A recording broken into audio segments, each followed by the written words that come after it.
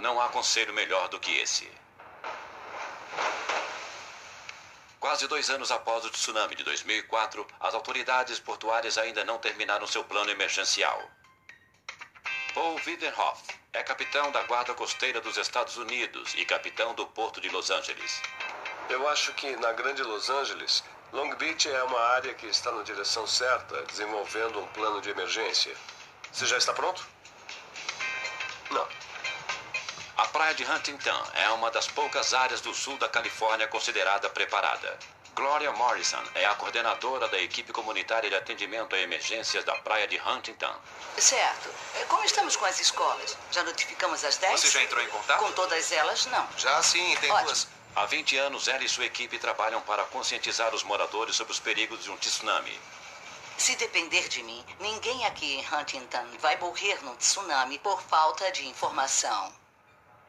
O aviso dado por Gloria e sua equipe é simples e direto.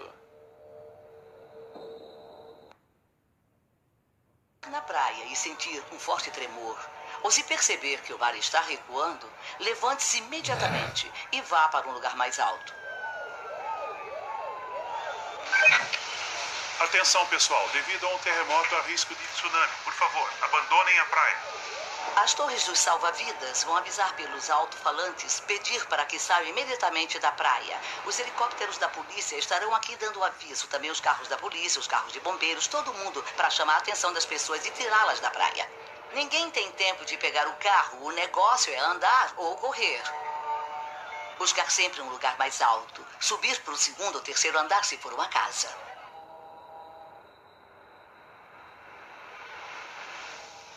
Mas existe uma dificuldade fundamental em tentar educar as pessoas em um resort de praia. É difícil falar com esse pessoal. São 7,9 milhões de visitantes a cada ano. Como é que se educa essas pessoas? É muito difícil. Nós precisamos que o estado da Califórnia faça um grande esforço no sentido de salvar vidas. Mas quando se fala no desastre que pode acontecer e causar milhares de mortes, eles não priorizam a liberação de verba para isto.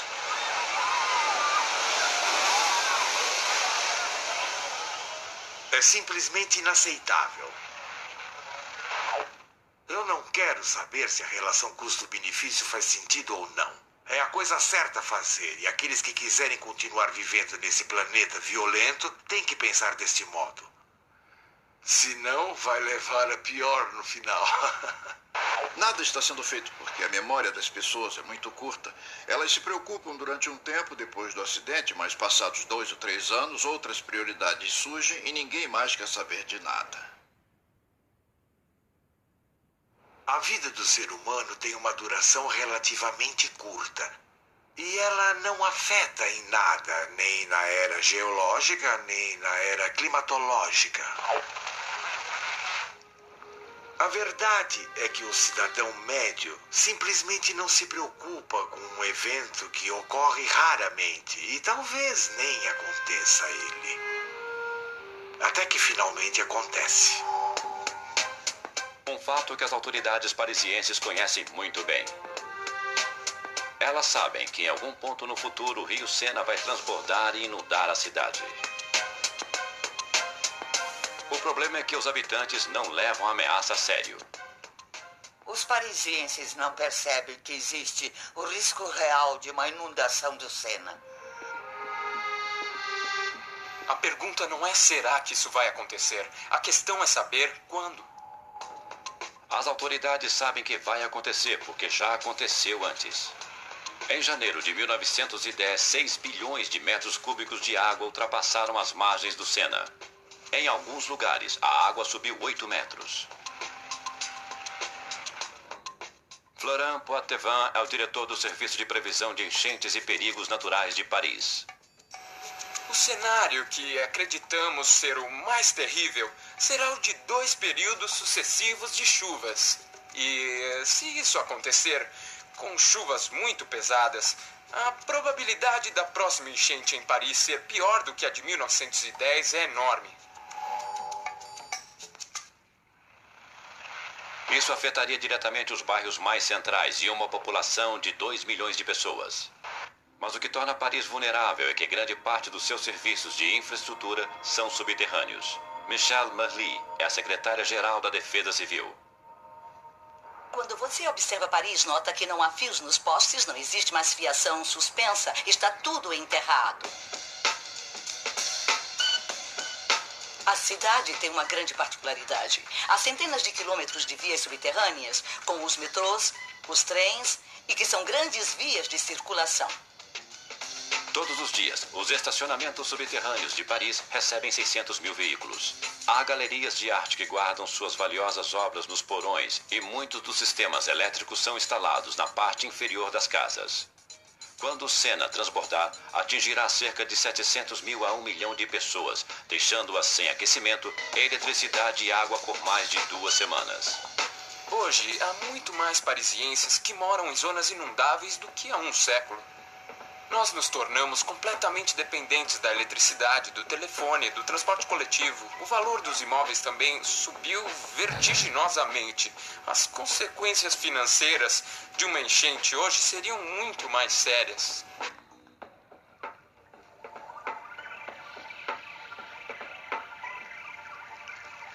Prevendo um prejuízo entre 12 e 20 bilhões de euros, as autoridades já tomaram algumas precauções. Construíram reservatórios para conter a água da enchente e muros altos e reforçados na área central de Paris. Um sistema de alarme pode avisar ao cidadão sobre a enchente iminente com até 3 dias de antecedência. As autoridades, porém, sabem que não podem impedir a enchente.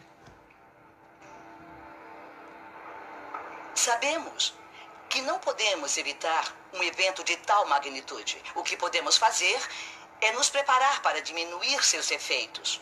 Por isso, criamos um centro operacional por zonas, que funciona 24 horas por dia, com serviços de polícia e bombeiros. As instruções de evacuação em caso de enchente foram publicadas pela prefeitura e os avisos sobre como agir em caso de emergência devem estar, por lei, disponíveis dentro de todo apartamento em área de risco. Os fisicamente capazes podem sair sozinhos da zona de enchente e procurar os abrigos organizados pelo governo. Os idosos, os fisicamente incapacitados e os doentes serão auxiliados pelos serviços de emergência. As galerias de arte já transferiram suas peças valiosas para lugares mais seguros e os donos de estacionamentos concordaram em construir estruturas reforçadas para evitar a desestabilização dos prédios. O plano emergencial parisiense tem, porém, uma falha. Os habitantes da cidade não levam a enchente ou o plano muito a sério. Eles negam a ameaça, a ignoram ou simplesmente não se importam. Não mesmo. Não mesmo. Não estou preocupado. Não é possível prever uma coisa assim.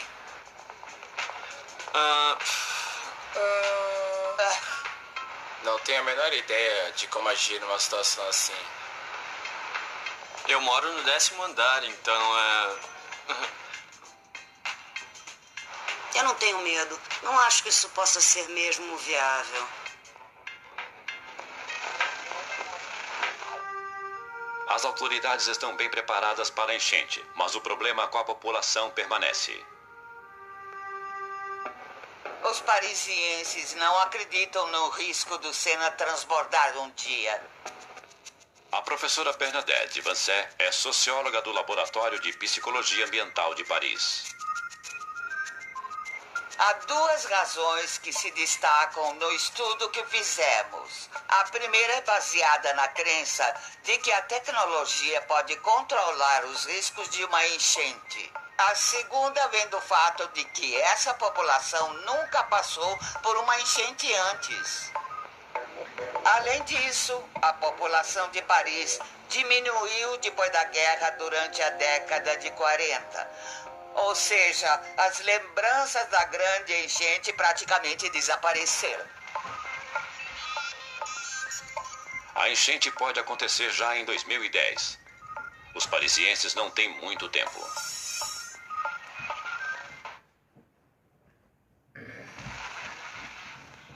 Os desastres naturais não trazem riscos a menos que envolvam pessoas. A conclusão óbvia é: quanto mais gente, maior será o risco. Pela primeira vez em 2007, mais pessoas viverão nos centros urbanos do que no interior. E essa é uma extraordinária estatística. As pessoas estão concentradas em megacidades.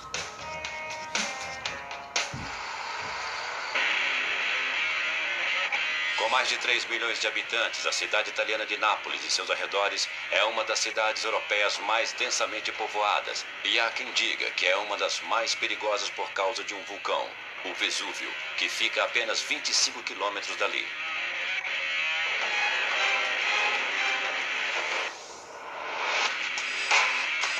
Os napolitanos sabem que o Vesúvio vai entrar em erupção, mas nem todos sabem que existe um plano emergencial. O problema é que os que sabem não acreditam que ele vá funcionar.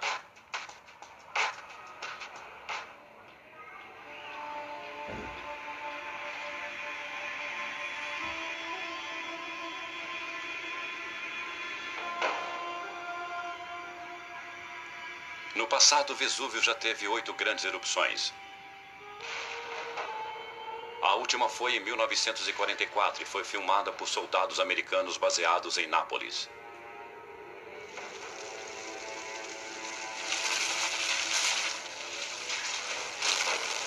A próxima erupção pode acontecer dentro de 100 anos. Flávio Dobran é professor de Engenharia e Ciências Terrestres. Ele estuda o Vesúvio há 30 anos. Baseado nas erupções anteriores, nós veremos uma nuvem se formando na atmosfera que começará a se desfazer e produzir um fluxo piroclástico, contendo gases, pedaços de material da estrutura do vulcão, além de pedaços de magma resfriado. 600 mil pessoas vivem na chamada Zona Vermelha, que é a zona de maior risco. 18 cidades estão situadas justamente na encosta do Vesúvio. Portici é uma delas. Fica a apenas 6 quilômetros da cratera do vulcão. Esta cidadezinha será completamente destruída por causa do fluxo piroclástico que vai descer pelas ruas e encher toda esta área.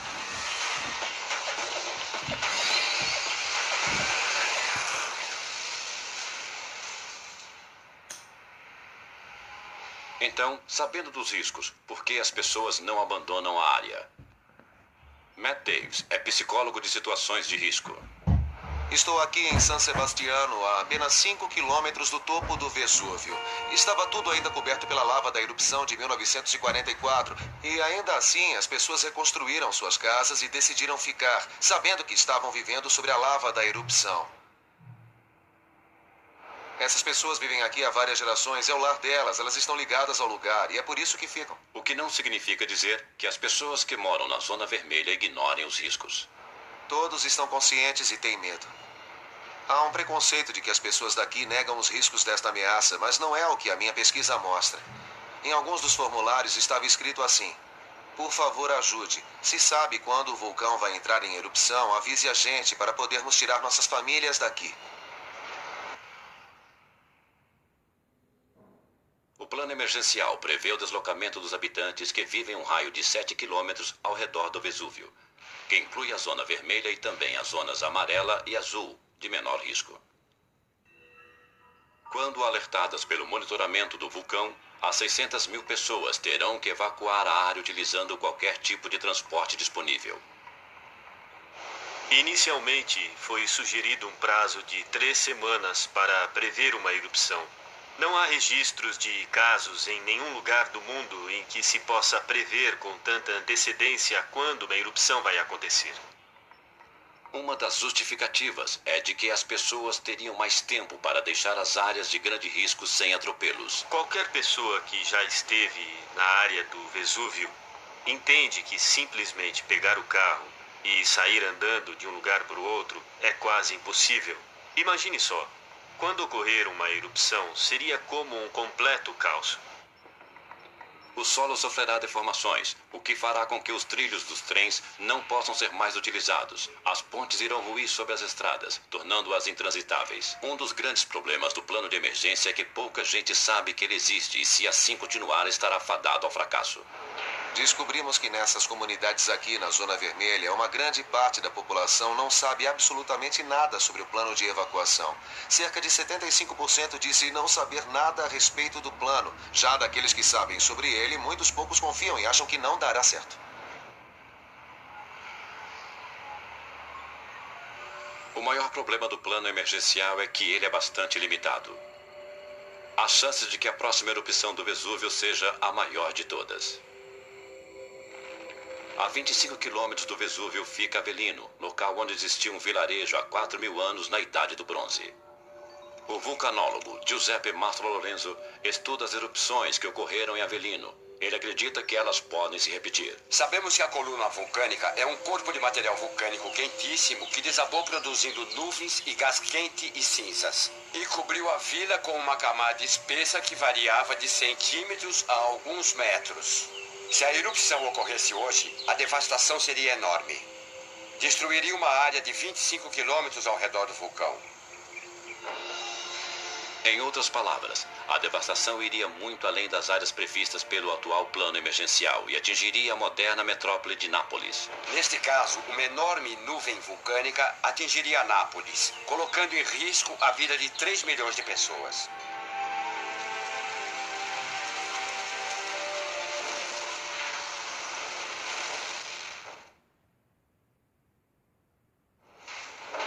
Somos apenas uma confusão colorida numa bolinha girando no espaço.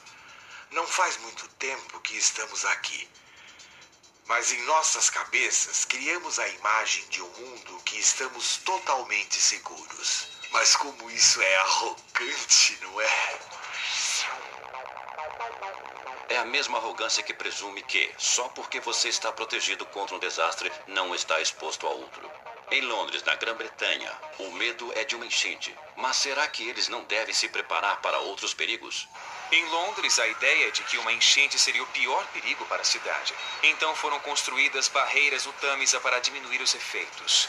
Mas, de fato, há também o risco de uma tempestade de vento nos atingir. Só que as pessoas não sabem disso. Em outubro de 1987, uma tempestade de vento de mais de 160 km por hora passou por Londres e pelo sudeste da Inglaterra. O resultado foram 13 mortos e um prejuízo de 1,75 bilhões de euros. 3 anos depois, 3,6 bilhões de euros foram gastos com outra tempestade de vento. Nos últimos 50 anos, essas tempestades foram responsáveis por cerca de 75% de todas as perdas devidas a catástrofes naturais.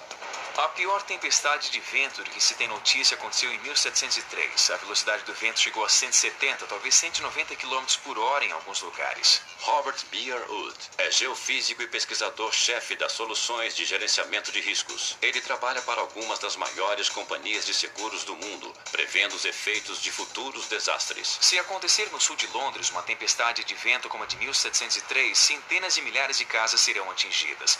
O sudeste da Inglaterra é uma área de grande concentração populacional. Há cerca de 25 milhões de prédios e casas, sendo que desses, 5 milhões precisam de reformas. As pessoas não sabem exatamente o que vem por aí, mas cedo ou tarde as tempestades de vento ocorrerão novamente. Talvez não aconteçam outras tempestades, mas veremos ventanias muito poderosas, com intensidade e velocidade muito maiores, talvez 10% ou mais, o que fará com que alcancem um nível maior do que os nossos prédios podem suportar. Quando essas tempestades voltarem, a questão não será se elas causarão prejuízos ou não, mas sim de quanto. Paul Fried é diretor da RWDI Anemos, uma das maiores empresas de engenharia eólica do mundo. Nós sabemos, pelos testes que concluímos, que os edifícios comerciais nesta maquete estão protegidos. O grande problema dos prejuízos causados pelo vento ocorre com as casas que não são bem projetadas. Geralmente, em um ano, cerca de 200 mil construções sofrem danos causados por tempestades de vento no Reino Unido. Uma tempestade de maiores proporções, porém, pode transformar um detalhe insignificante como uma janela quebrada em um desastre. Se a janela for quebrada por estilhaços, vai aumentar a pressão no interior da casa, desequilibrando a distribuição do peso no resto do edifício. Nas construções mais leves, isso talvez cause um desabamento. Estamos numa praça no sul de Londres. Se uma tempestade como a que ocorreu em 1703 se repetir aqui, várias dessas árvores seriam arrancadas do solo, ou os troncos se partiriam ao meio, ou elas cairiam sobre as casas ou sobre os carros dos arredores. Os vidros que revestem as varandas e os elevadores, tudo isso se quebraria ou se estilhaçaria ao atingir o chão.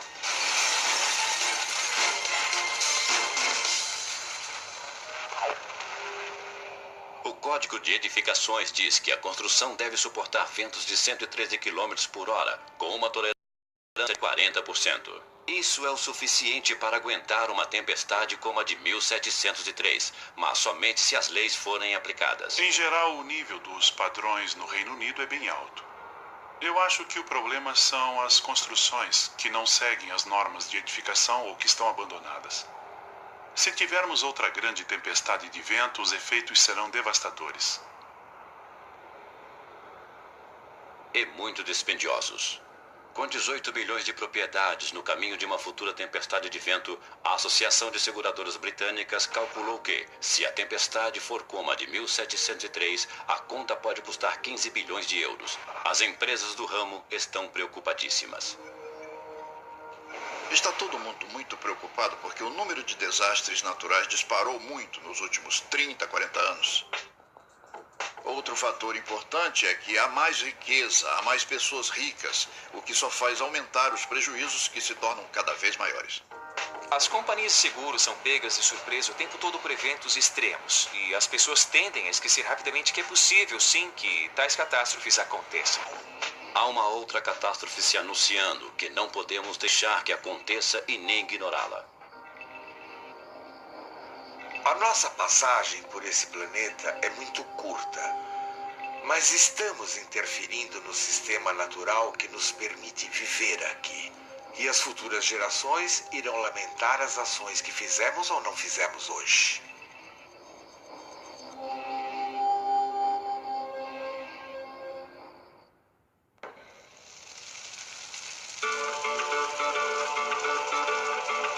No mundo todo, as queimadas consomem milhões de quilômetros quadrados de terra seca e árida. Mas agora, o fogo está colocando em risco uma área do planeta onde não deveria acontecer este tipo de ameaça: a floresta amazônica brasileira.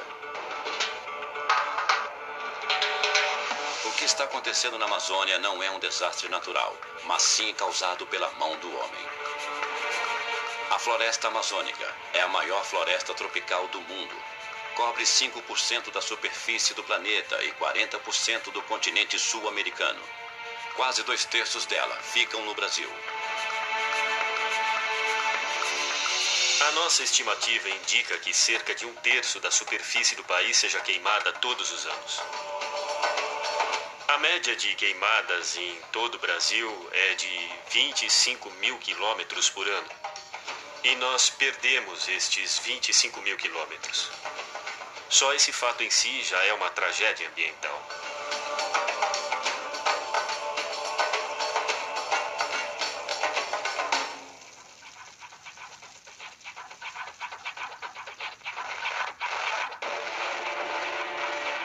Alberto Setzer é um pesquisador experiente do INPE, Instituto Brasileiro de Pesquisas Espaciais. Desde 1985, Setzer utiliza satélites para rastrear queimadas na floresta.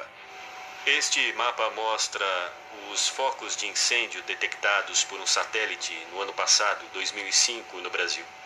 Esse satélite, o NOR-12, detectou mais de 225 mil queimadas no país. Os fazendeiros são responsáveis pelas queimadas. Eles cortam as árvores e as queimam. Assim, garantem mais espaço para a criação de gado e a plantação de soja. Esse terreno tem uns 2 ou 3 quilômetros quadrados. Estamos falando de uma área de 1 quilômetro por 2. Temos que multiplicar isso por 20 mil para começar a ter uma ideia do que está acontecendo na atmosfera. Carlos Nobre também é pesquisador do INPE. Mais de 600 mil quilômetros quadrados da floresta primária brasileira foram cortados nos últimos 40 anos. E 80% dessa enorme área está sendo usada como fazenda de criação de gado. A verdade é que estamos transformando toda aquela biodiversidade, todas as plantas, em carne.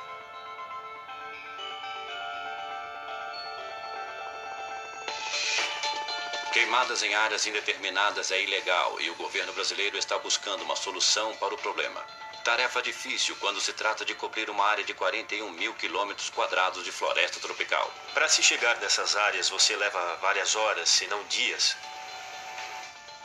Até chegar nesses lugares, você nunca vai pegar os responsáveis pela queimada. A tarefa de combater as queimadas no Brasil não vai ser nem um pouco mais fácil no futuro, já que um foco cria as condições perfeitas para outro. Philip Fernside é ecologista e está baseado em Manaus, no noroeste do país. As árvores daqui não estão adaptadas para resistir ao fogo. Os troncos são finos e as chamas passam facilmente por baixo das copas por causa da seca. Assim, muitas árvores são destruídas, dando início a um círculo vicioso que vai destruir ainda mais árvores, abrindo imensas clareiras e matando o coração da floresta. O que vai levar a mais queimadas, a destruição de mais árvores e quando se vê, a floresta já não existe mais.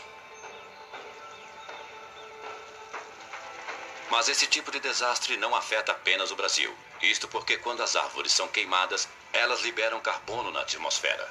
Uma das substâncias que compõem a árvore é o carbono. Então, quando a floresta é queimada, o carbono combinado com o oxigênio se transforma em dióxido de carbono, que contribui para o aquecimento global.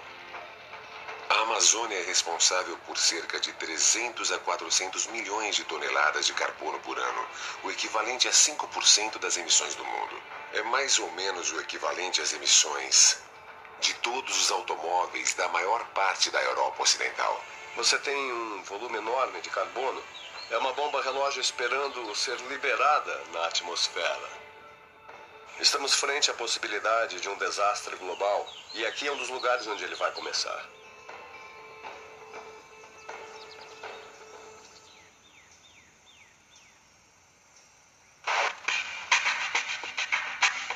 Talvez muitos brasileiros não saibam, mas seu país está contribuindo para um desastre global, chamado mudança climática. A mudança climática não é um único desastre, mas sim milhares e milhares de desastres, todos levando a um só. Sabemos que as mudanças no clima causam fortes tempestades, mais enchentes, aumento nos níveis dos mares e das temperaturas. O que não sabemos é se afeta a crosta terrestre, mas isso é perfeitamente possível. Uma possibilidade é a partir dos efeitos do aquecimento global. O gelo das calotas polares derrete, essas massas enormes de água se transferem dos polos para os oceanos, o que de fato aumenta o peso nas margens dos continentes, alterando assim o estresse e a pressão sobre a crosta. E isso pode causar terremotos. Pode causar a erupção de vulcões, pode gerar tsunamis. Se não fizermos nada agora, estaremos condenando nossos filhos e os filhos deles a viverem no inferno. As mudanças climáticas prometem um futuro com possibilidades de desastres naturais mais violentos e mais frequentes. A questão para todos nós é: estamos preparados para sobreviver a esse inferno?